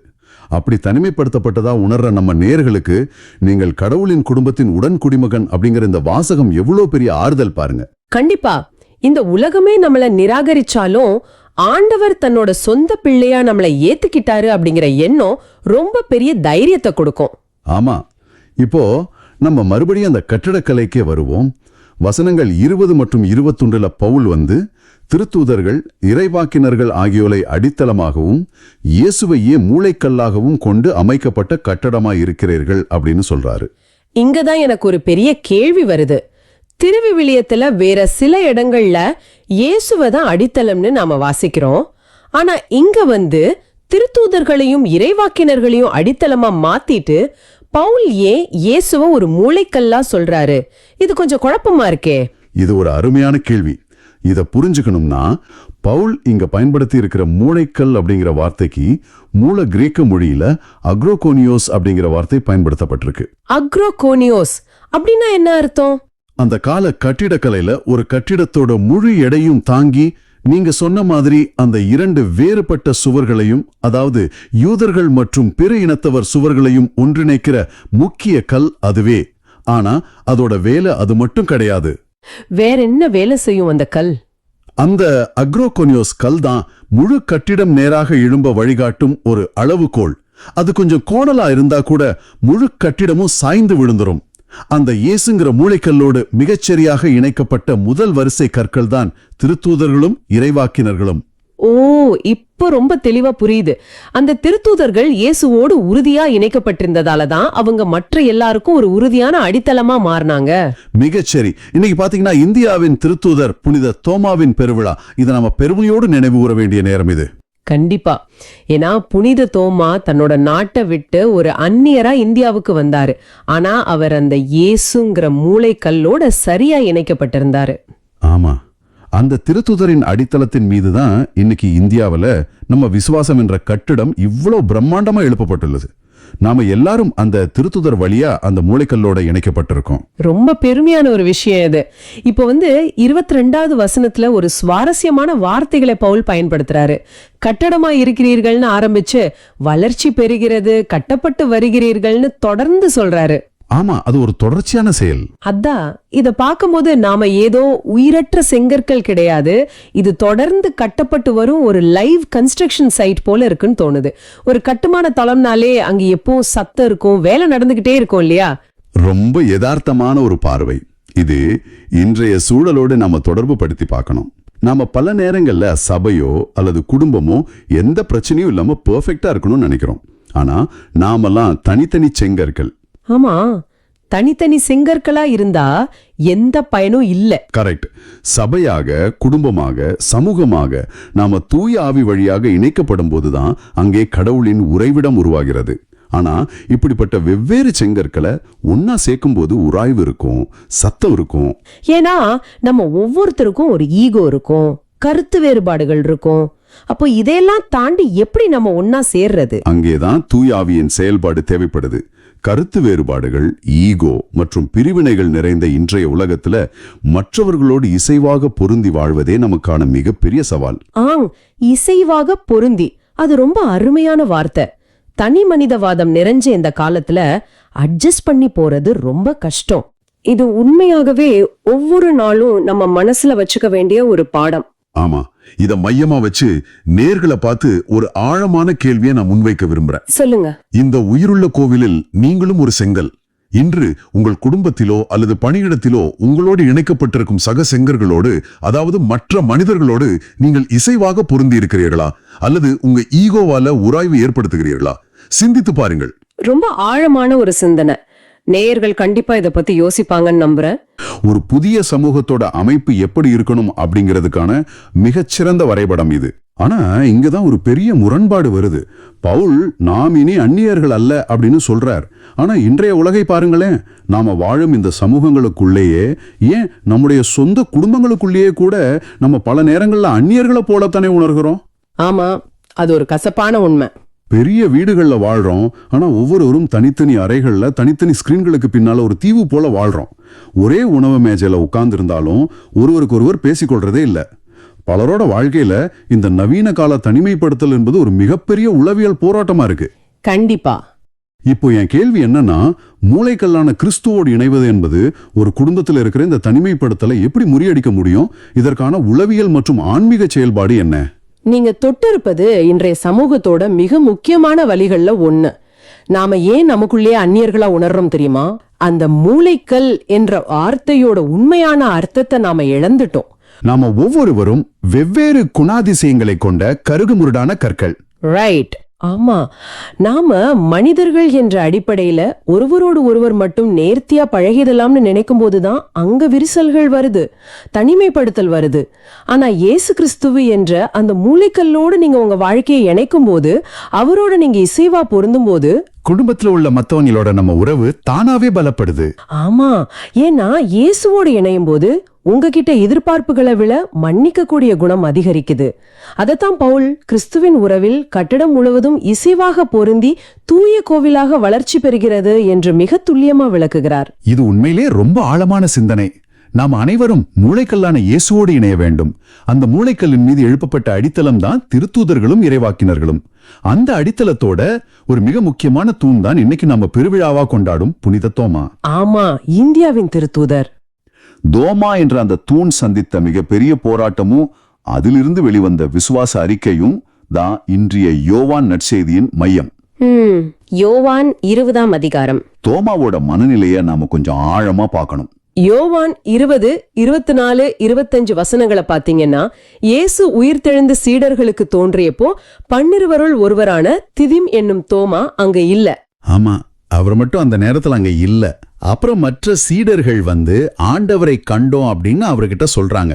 ஆனா தோமாவோ அவருடைய கைகளில் ஆணிகளால் ஏற்பட்ட தழும்பை பார்த்து, அதில் என் விரலை விட்டு அவர் விழாவில் என் கையை இட்டாலன்றி நான் நம்ப மாட்டேன் அப்படின்னு பிடிவாதமா சொல்றாரு. அதாவது இத நாம இப்போ இருக்கிற காலகட்டத்தோட ஒப்பிட்டு பார்க்கலாம். இப்போ ஒரு செய்தி வந்தா வீடியோ ஆதாரம் இல்லாம நாம எதையும் நம்புறதில்ல தானே? உண்மைதான். எந்த ஃபார்வர்ட் மெசேஜ் வந்தாலும் முதல்ல சோர்ஸ் எங்கன்னு தான் கேட்கிறோம். அது போலதான் தோமாவும் ஆதாரம் கேட்கிறாரு. ஆனா எனக்கு ஒரு சந்தேகம். என்னன்னு சொல்லுங்க. தோமாவும் மற்ற சீடர்களும் 3 வருஷம் ஒன்னா வாழ்ந்தவங்க தானே, இயேசுவோடையே பயணிச்சவங்க. அப்படிப்பட்ட நெருங்கிய நண்பர்கள் சொல்லும்போது தோமா ஏன் அவங்கள நம்ப மறுக்கணும்? இங்க ரொம்ப சுவாரஸ்யமான விஷயம் என்னன்னா, மத்த சீடர்கள் இயேசுவை நேரா பாத்துட்டாங்க, அவர் வந்து நின்னத அனுபவிச்சுட்டாங்க. ஆனா தோமாவுக்கு அந்த நேரடி அனுபவம் கிடைக்கல. ஓ, அவர் மத்தவங்க சொல்றத வச்சு மட்டும்தான் நம்ப வேண்டிய கட்டாயத்துல இருந்தாரு. எக்ஸாக்ட்லி. அது மட்டும் இல்லாம நாம முதல் நூற்றாண்டு யூதயாவோட பின்னணியையும் அந்த சிலுவைச் சாவு ஏற்படுத்தின மனரீதியான தாக்கத்தையும் கொஞ்சம் புரிஞ்சுக்கணும். அந்த அதிர்ச்சி ரொம்ப பெருசுன்னு சொல்றீங்களா? கண்டிப்பா. சிலுவைச் சாவுங்கிறது வெறுமனே ஒரு உயிர் பிரியிற நிகழ்வு கிடையாது. அது ரோமானிய பேரரசோட மிக கொடூரமான அவமானகரமான ஒரு தண்டனை முறை. யூத சட்டத்தின்படி மரத்தில் தொங்கவிடப்பட்டவன் சபிக்கப்பட்டவன். அப்படியா? அப்போ தோமாவுடைய நிலைமை எப்படி இருந்திருக்கும்? அவர் தன் முழு குடும்பத்தையும் தொழிலையும் விட்டுட்டு தானே இயேசு பின்னாடி வந்தாரு. ஆமா, 3 வருஷம் தன் வாழ்க்கையை அர்ப்பணிச்சிருந்தாரு. லாசருவை உயிரோட எழுப்பி இயேசு அவர் பார்த்திருக்காரு. அப்படிப்பட்ட வல்லமை மிகுந்த ஆண்டவர் ஒரு குற்றவாளியை போல அடிக்கப்பட்டு இறந்ததை கண்டவுடன் தோமாவோட உலகம் சுக்குநூறா உடைஞ்சிருச்சு. அப்போ தன் கண் முன்னே நடந்த ஒரு பயங்கரமான கொடூரத்துக்கு அப்புறம் எல்லாம் சரியாகிடுச்சு, அவர் உயிரோடு வந்துட்டாருன்னு யாரோ சொல்றத அவர் மனசு ஏத்துக்க மறுக்குது இல்லையா? கரெக்ட். அவர் தன் நண்பர்களை சந்தேகிக்கல. இது ஒரு உடைந்த இதயத்தோட வெளிப்பாடு. ஒரு முறை நெருப்புல கை சுட்ட குழந்தை திரும்ப நெருப்பை பார்க்கும்போது பயப்படுற மாதிரி தான் இதுவும். வாவ், இது எனக்குள் ஒரு பெரிய புரிதலை ஏற்படுத்துது. திரும்பவும் ஒரு பொய்யான நம்பிக்கையை ஏத்துக்கிட்டு தன் மனசு உடைஞ்சு போறதா அவர் விரும்பல, அப்படிதானே? 100% உண்மை.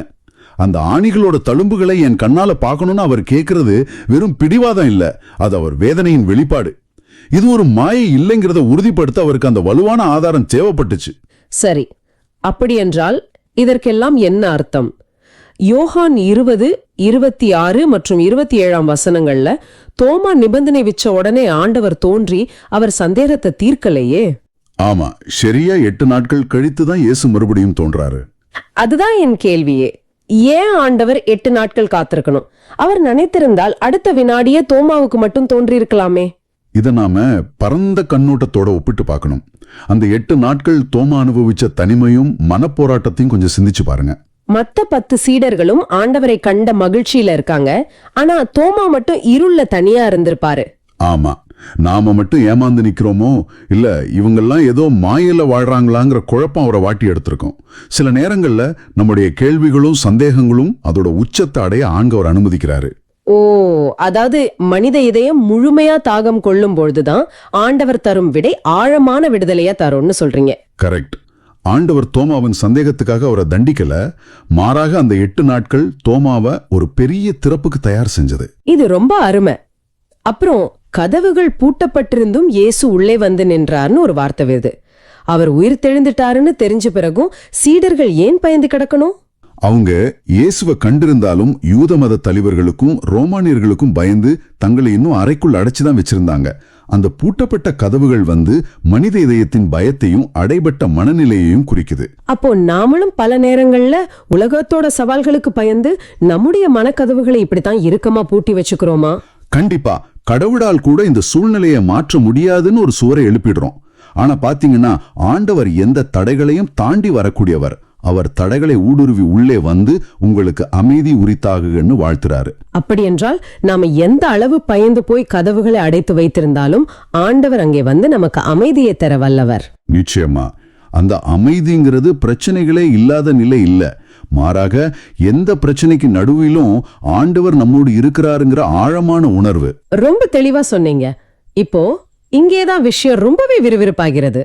28ஆம் வசனத்தை பாருங்க. இயேசுவின் வார்த்தைகளை கேட்டதும் தோமா அவரை பார்த்து, நீரே என் ஆண்டவர், நீரே என் கடவுள் என்று தன் விசுவாசத்தை அறிக்கையிடுகிறார். ஆமா, மிகப்பெரிய சந்தேகம் எப்படி திருவிவிலியத்தின் மிகச்சிறந்த விசுவாச அறிக்கையா மாறுச்சு நீங்க பார்க்கலாம். ஆனா திருவிவிலியத்தை உற்று நோக்கினால் தோமா இயேசுவின் காயங்களை தொட்டு பார்த்தார் என்று எங்குமே குறிப்பிடப்படவில்லையே. இது எனக்கு ரொம்ப ஆச்சரியமா இருக்கு. ஆமா, நிறைய பேர் அவரை தொட்டு பார்த்தாருன்னு தான் நினைச்சிட்டு இருக்கிறாங்க. ஆனா அவர் தொட்டு பார்த்ததாக யோவான் கூறவே இல்ல. அப்படியா? அப்போ அவரை மாத்தினது எது? ஆண்டவரின் பிரசன்னமோ அவர் தான் இதயத்தின் கேள்விகளை புரிந்து கொண்ட விதமுமே தோமாவை வீழ்த்திடுச்சு. தான் இல்லாதப்போ தான் சொன்ன வார்த்தைகளை இயேசு அப்படியே திருப்பி கேட்கும் பொழுது அந்த அன்பான பிரசன்னம் அவரை மாத்திடுச்சு. வாவ், என் வேதனையை முழுமையாக அறிந்த ஒருவர் எனக்காக நிற்கிறாருங்கிற உணர்வு தான் அவரை தொற்றுக்கு. அந்த அன்பு கிடைச்ச உடனே ஆதாரத்தின் தேவை அற்று போயிடுச்சு. எக்ஸாக்ட்லி. ஒரு முதல் நூற்றாண்டு யூதராக இயேசுவை என் கடவுள் என்று அழைப்பது எவ்வளவு பெரிய விஷயம்னு நாம சிந்திக்கணும்.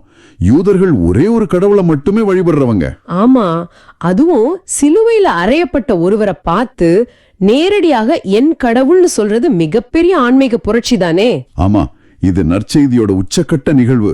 ரோமானிய பேரரசர்களை மக்கள் ஆண்டவரும் கடவுளுமாகிய என்று அழைக்கணும்னு கட்டாயப்படுத்தப்பட்ட அந்த காலத்துல தோமா இயேசு அப்படி கூப்பிடுறது தான் உயிரையே பணயம் வைக்கிற மாதிரி. இப்போ 29ஆம் வசனத்திற்கு வருவோம். சரி, சொல்லுங்க. இயேசு தோமாவிடம், நீ என்னை கண்டதால் நம்பினாய், காணாமலே நம்புவோர் பேறு பெற்றோர் என்று கூறுகிறார். இதை கேட்கும் நம் நேயர்களோடு, இந்த நிகழ்ச்சியை பார்த்து கொண்டிருக்கும் உங்களோடு நான் நேரடியாக பேச விரும்புறேன். ஆமா, இது நேயர்களுக்கு ரொம்ப முக்கியமான பகுதி. நவீன உலகில் பல்வேறு சவால்களையும் போராட்டங்களையும் சந்திக்கும் உங்களுக்கு எந்த ஆதாரமும் இல்லாமல் நம்புவது கடினமாக இருக்கலாம். கடவுள் இருக்கிறாரா, என் ஜெபங்களை கேட்கிறாரான்னு உங்களுக்குள்ள கேள்விகள் எழலாம். இந்த வாசகம் நேரடியாக உங்களுடன் தான் பேசுது. இது ஒரு முக்கியமான கேள்வி எழுப்புது. காணாமலே நம்புவோர்னு இயேசு யாரை குறிப்பிடுறாரு? இன்று இந்த நிகழ்ச்சியை பார்த்து கொண்டிருக்கும் உங்களை தான். ஆமா, நாம யாரும் முதல் நூற்றாண்டுல வாழ்ந்த இயேசுவை நேரா பார்க்கலையே. கரெக்ட். ஆனாலும் திருத்தூதர்களின் சாட்சியத்தின் வழியாக நாம நம்புறோம். பேறு பெற்றோருங்கிறது ஒரு சாதாரண வார்த்தை இல்ல, அது அளவற்ற ஆசீர்வாதத்தை பெற்றவங்கன்னு அர்த்தம். ஆனா பாத்தீங்கன்னா தகவல் சுமையால், அதாவது இன்ஃபர்மேஷன் ஓவர்லோடால தவிக்கும் இன்றைய உலகத்துல கண்ணால் காணாமல் எதையும் நம்பாதேங்கிறது தானே எல்லாரோட மந்திரமா இருக்கு. உண்மைதான். அப்படி இருக்கும்போது எந்த ஆதாரமும் இல்லாம நாம வைக்கிற நம்பிக்கை முட்டாள்தனமானதுன்னு சில பேர் நினைக்கலாம். ஆனா ஆண்டவர் கேட்கறது அந்த கண்மூடித்தனமான நம்பிக்கையே இல்ல. அப்போ எந்த மாதிரியான நம்பிக்கை? இது திருத்தூதர்கள் தங்கள் இரத்தத்தால் எழுதிச் சென்ற சாட்சியத்தின் மீது வைக்கப்படும் நம்பிக்கை. தோமா போன்றவர்கள் இயேசுவுக்காக தங்கள் உயிரையே கொடுத்தாங்க. ஆண்டவரின் வாக்குறுதிகளில் வைக்கும் ஆழமான நம்பிக்கையே நமக்கு அமைதியை தரும். ரொம்ப அருமை. நாம ஆண்டவர்கிட்ட ஆதாரம் கேட்கறத விட்டுட்டு காணாமலே நம்பும் ஆசிர்வாதத்தை நாம பெற்றுக்கொள்ளணும். அந்த நம்பிக்கை தான் நமக்கு நிலையான அமைதியை தரும். கண்டிப்பா. தோமா கண்டார், விசுவாசித்தார். நாமோ காணாமலேயே விசுவாசிக்கிறோம். இது நமக்கு ஒரு பெரிய ஆறுதல். சரி நேர்களே, சந்தேகம் என்பது விசுவாசத்தின் எதிரி அல்ல. தோமாவுக்கு ஏற்பட்ட அந்த சந்தேகம்தான் அவரை இந்தியாவின் திருத்தூதராக மாற்றி நமது தேசத்திற்கே நற்செய்தியை கொண்டு வரச் செய்தது. ஆமா, இது எல்லாரும் ஆழமா சிந்திக்கணும். உங்கள் மனதில் உள்ள சந்தேகங்களை மூடி வைக்காமல் அதை ஆண்டவரிடம் கொண்டு செல்லுங்கள். அது உங்கள் நம்பிக்கையை இன்னும் பலப்படுத்தும். இதை பற்றி இன்று முழுவதும் நீங்களே சிந்தித்து பாருங்கள். உறுதியான விசுவாசம் நிச்சயம் புது வழியே காட்டும். இங்கதான் எனக்கு ஒரு மிகப்பெரிய கேள்வி வருது. இது பல நேரங்கள்ல என் ஆச்சரியத்துல உரை வச்சிருக்கு. இயேசுவோட உயிர்த்தெழுந்த உடல் என்பது மகிமைப்படுத்தப்பட்ட உடல் இல்லையா? ஆமா, முழுமையான மகிமையான உடல். அவர் பூட்டப்பட்ட கதவுகளுக்கு உடன் நுழைகிறார், நேரத்தையும் வெள்ளியையும் கடந்து செயல்படுறார். அப்படிப்பட்ட ஒரு வல்லமையான ஆண்டவர் நினைத்திருந்தால் ஒரு சின்ன தழும்பு கூட இல்லாம ஒரு பூரணமான ஒளிரும் உடலோட வந்திருக்கலாமே. நவீன மருத்துவ உலகத்துல கூட ஒரு காயம் முழுமையா குணமடைஞ்சிட்டா அங்க தழும்பு இருக்கக்கூடாது, அதுதான் நேர்த்தியான சிகிச்சைன்னு நம்ம நினைக்கிறோம். ஆனா எதையும் செய்ய வல்ல ஆண்டவர் தான் பட்ட அந்த அகோரமான காயங்களை, அந்த தழும்புகளை அப்படியே பெருமையா சுமந்து வர்றாரே. ஏன்? அதுதான் கடவுளோட பேரன்பின் உச்சக்கட்டம். திருத்தந்தை 16ஆம் பெனடிக்ட் செப்டம்பர் 27, 2006 அன்று வழங்கிய போதனையில இதை பற்றி மிக அற்புதமா விளக்கியிருக்கார். புனித அகுஸ்டினோட வார்த்தைகளை மேற்கோள் காட்டி அவர் சொல்றார், தோமா மனிதனை பார்த்து தொட்டார், ஆனால் அவர் காணாத தொடாத கடவுளை அறிந்து கொண்டார். வாவ்! மனிதனை தொட்டார், கடவுளை அறிந்து கொண்டார். நீங்க கேட்டீங்கல்ல ஏன் காயங்களோடு வந்தார்னு. திருத்தந்தை பெனடிக்ட் இதற்கு மிக அழகான ஒரு கோணத்தை கொடுக்கிறார். உயிர்த்தெழுந்த பிறகு இயேசு தனது முகத்தை விட தனது காயங்கள் வழியாகவே அதிகமா அடையாளம் காணப்படுகிறார். தழும்புகள் வழியாக? ஆமா, அந்த காயங்கள் குணமடையாத புண்கள் அல்ல, அவை மகிமைப்படுத்தப்பட்ட தழும்புகள். அது நம்மேதான் அவர் எவ்வளவு அன்பு வச்சிருக்கார் என்பதற்கான நிரந்தர முத்திரை. உலகத்துல உள்ள தலைவர்கள் தங்களோட வெற்றிகளையும் மகுடங்களையும் தங்களின் அடையாளமா காட்டுவாங்க. ஆனா இயேசு தன் அன்பின் தியாகங்களை, அந்த ரணங்களை தன் அடையாளமா காட்டுறார். உனக்காக நான் சிந்திய ரத்தத்தின் தழும்புகளை பார் அப்படின்னு காட்டுறார். தோமாவோட உலகமே தலைகீழா மாறுது. அவர் அத்தனை நாட்கள் சேர்த்து வச்சிருந்த சந்தேகம், பயம், விரக்தி எல்லாம் சுக்கு நூற உடைஞ்சு, நீரே என் ஆண்டவர், நீரே என் கடவுள் அப்படின்னு கதறார். திருவிவிலியத்திலேயே இயேசுவை நேருக்கு நேரா பார்த்து நேரடியாக கடவுள் என்று அழைத்த மிகச்சிறந்த விசுவாச அறிக்கை இதுதான். தனக்கு வந்த சந்தேகத்தை அவர் ஒருபோதும் மூடி மறைக்கல. மாறாக அந்த சந்தேகத்தின் மூலமாகவே உலகிலேயே மிக ஆழமான ஒரு உண்மையை அவர் கண்டுபிடிச்சிட்டார். உண்மைதான். திருத்தந்தை பெனடிக்ட் கூறுவது போல தோமாவுக்கு பிறகு வரும் நம் அனைவருக்கும் இது ஒரு அடிப்படை கொள்கை. இன்னைக்கு நாம நேர்ல இயேசுவோட முகத்தையோ அவர் காயங்களையும் பார்க்கல, ஆனாலும் நாம அவரை நம்புறோம். உங்க வாழ்க்கையில வலிகள் வரும்போது, நீங்க விசுவாசத்துல தள்ளாடும் போது சந்தேகம் வருவது இயற்கையானதுதான். சந்தேகம் ஒரு பாவம் அல்ல, அது ஒரு தேடல் இல்லையா? எக்ஸாக்ட்லி, அது ஒரு தேடல். ஆனா அந்த தேடல் உங்களை எங்கே கொண்டு செல்கிறது என்பதுதான் முக்கியம். காணாமலே நம்புவது என்பது ஒரு குருட்டுத்தனமான நம்பிக்கை அல்ல. அது நீங்க சந்திக்கும் ஒவ்வொரு மனிதனோட காயங்களிலும் இயேசுவோட தழும்புகளை காண்பதுதான். மற்றவர்களோட துன்பங்கள்ல, ஆமா, சமூகத்தோட விளிம்பு நிலையில இருப்பவர்களின் துயரங்கள்ல, உங்களை சுற்றி துன்பப்படும் மனிதர்களின் கண்ணீர்ல இன்னைக்கு நீங்க இயேசுவோட காயங்களை தொட்டு பார்க்க முடியும்.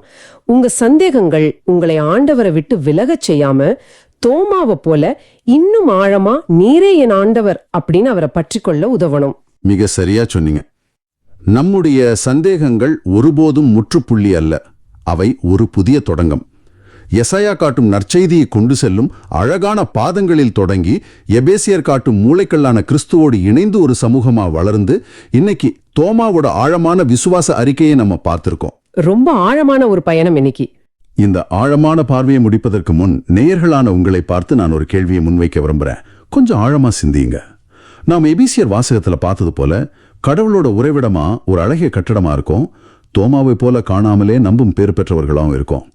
இயேசுவோட காயங்கள் அவர் அன்பின் அடையாளம் என்றால், இன்று இயேசுவை காணாத மற்ற மனிதர்களுக்கு உங்கள் வாழ்க்கையின் தழும்புகளும் நீங்கள் காட்டும் அன்பும் இயேசுவை அடையாளம் காட்டுகிறதா? சிந்தியுங்க. இப்போ நாம இறுதி ஜெபத்தை செய்வோம். எங்கள் அன்பான ஆண்டவரே, இன்று நாங்கள் தியானித்த இந்த உயிருள்ள வார்த்தைகளுக்காக நன்றி. நற்செய்தியின் தூதுவர்களாக எங்களை அழைத்தமைக்காக உமக்கு நன்றி. எங்களது வாழ்க்கையில் உள்ள பாழடைந்த இடங்களை உமது ஆறுதலால் நிரப்பியதற்காக நன்றி. ஆமென். தோமாவை போல நாங்களும் நீரே என் ஆண்டவர், நீரே என் கடவுள் என்று முழுமையாக உம்மை நம்பும் வரத்தை தாரும். ஆமென். காணாமலே நம்பும் பேறு பெற்றோராக நாங்கள் வாழ அருள் புரியும். புனித தோமாவைப் போல நாங்களும் உமது நற்செய்தியை தைரியமாக பறைசாற்ற எங்களுக்கு அருள் தாரும். உமது மாறாத அன்பையும் உண்மையையும் எங்கள் வாழ்வின் அடித்தளமாக பற்றிக்கொள்ள எங்களுக்கு கற்றுத்தாரும். நாங்கள் எங்கு சென்றாலும் எங்களது செயல்களாலும் வார்த்தைகளாலும் உமது அன்பை பிரதிபலிக்கும் கருவிகளாக எங்களை மாற்றியருளும். புனித தோமா வழியாக எங்கள் தேசத்திற்கு நற்செய்தியை கொண்டு வந்தீர். இன்று நாங்கள் வாழும் இடங்களுக்கு அமைதியையும் ஆறுதலையும் விடுதலையையும் சுமந்து செல்லும் அழகான பாதங்களாக எங்கள் பாதங்கள் மாற அருள் தாரும். நாங்கள் சந்திக்கும் ஒவ்வொரு நபருக்கும் நாங்கள் நற்செய்தியின் சாட்சிகளாக மாற உமது தூய ஆவியின் வல்லமையை எங்களுக்கு தாரும். எங்கள் ஆண்டவராகிய இயேசு கிறிஸ்துவின் பெயரால் மன்றாடுகின்றோம். ஆமென். இந்த ஆழமான பார்வை உங்களுக்கு பயனுள்ளதாக இருக்குதுன்னு நினைச்சா மத்தவங்களுக்கு இந்த வீடியோவை ஷேர் பண்ணுங்க. நற்செய்தியின் தூதராக இறையாட்சியை எடுத்துரைங்க. நன்று. ஆம், நற்செய்தியை சுமந்து செல்லும் அழகான பாதங்களாக நீங்களும் மாற உங்கள் அனைவரின் வாழ்விலும் ஆண்டவரின் ஆசீர்வாதம் நிறைவாக இருக்கட்டும். இந்த நாள் இனிதாக அமைய வாழ்த்துக்கள். மீண்டும் நாளை சிந்திப்போம். இயேசுவுக்கே புகழ். அன்னை மரியே வாழ்க.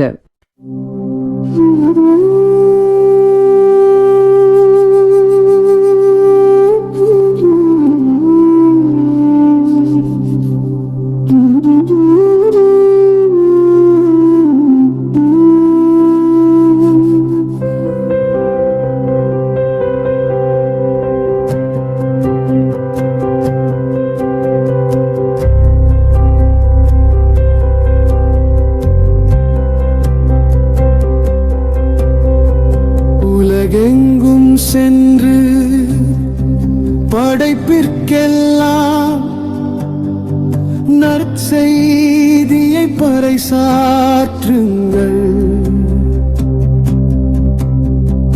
உலகெங்கும் சென்று படைப்பிற்கெல்லாம் நற்செய்தியை பறைசாற்றுங்கள்.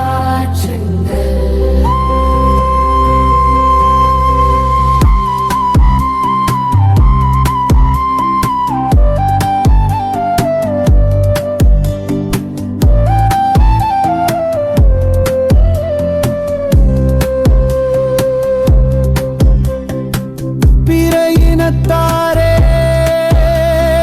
நீங்கள் அனைவரும் ஆண்டவரை போற்றுங்கள். மக்களினத்தாரே, நீங்கள் அனைவரும்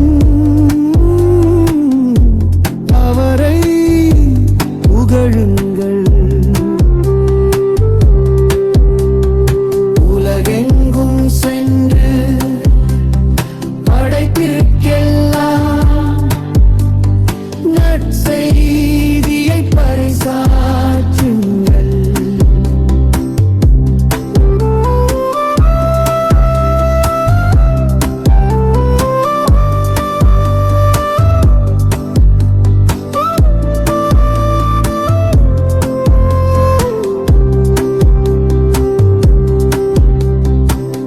ஏனெனில் ஆண்டவர் நமக்கு காட்டும் மாறாத அன்பு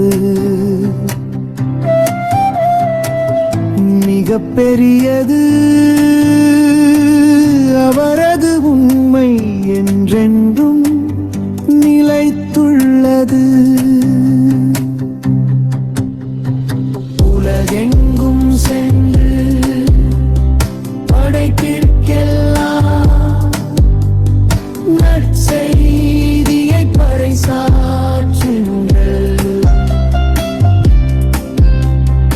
உலகெங்கும் சென்று படைப்பிற்கெல்லாம் நற்செய்தியை பறைசாற்றுங்கள்.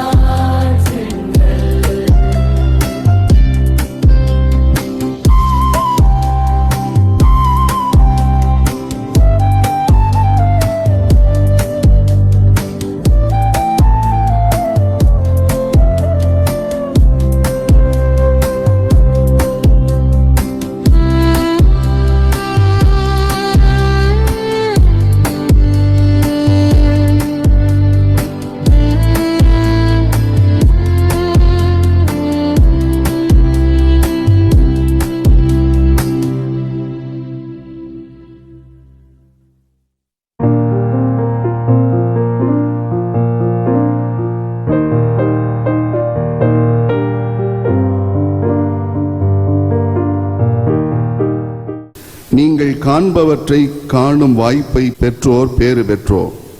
ஏனெனில் பல இறைவாக்கினர்களும் அரசர்களும் நீங்கள் காண்பவற்றை காண விரும்பினார்கள், ஆனால் அவர்கள் காணவில்லை.